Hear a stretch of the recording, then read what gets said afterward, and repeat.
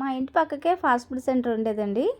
అది ఆయన ఎప్పుడన్నా పార్సెల్ తెచ్చుకోవడానికి వెళ్ళినప్పుడు అన్న ఏమేమి వేస్తారో చెప్పరా అని ఆయన్ని అడిగి నేర్చుకున్నానండి. రండి చూసేద్దాం ఎలాగనో. ముందుగా ఒక 2 ఎగ్స్ని ఒక బౌల్లో వేసుకుని బాగా బీట్ చేయాలి. నేనైతే టేస్టింగ్ సాల్ట్ వేయట్లేదండి, మీకు నచ్చితే మీరు వేసుకోండి. దానికి బదులు నేను పెప్పర్ పౌడర్ వేస్తున్నాను. కడాయి హీట్ చేసుకుని ఆయిల్ బాగా హీట్ అయిన తర్వాత ఈ ఎగ్స్ని ఇలా వేసేసేయండి. 1 నిమిషం కదపకుండా అలా వదిలేసేయండి. తర్వాత జాయిగా ఫ్లిప్ చేసి 1 నిమిషం వదిలేసేయండి. అప్పుడు ఈ ఎగ్ను కదుపుకుంటా కొంచెం పక్కకు తీసుకొని దీంట్లోకి క్యాప్సికమ్ తరుగు, క్యాబేజ్ తరుగు, అలాగే గ్రీన్ చిల్లీ తరుగు, దీంట్లో క్యారెట్ బీన్స్ కూడా వేసుకోవచ్చండి. మా పిల్లలు తినరు, నేను వేయట్లేదు.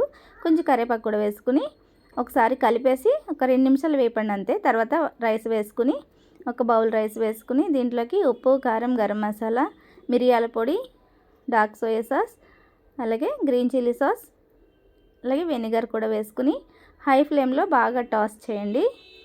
చూసారా, ఇలా హై ఫ్లేమ్లో ఫాస్ట్గా టాస్ చేస్తే రైస్కి అంతా పట్టుకుంటుందన్నమాట.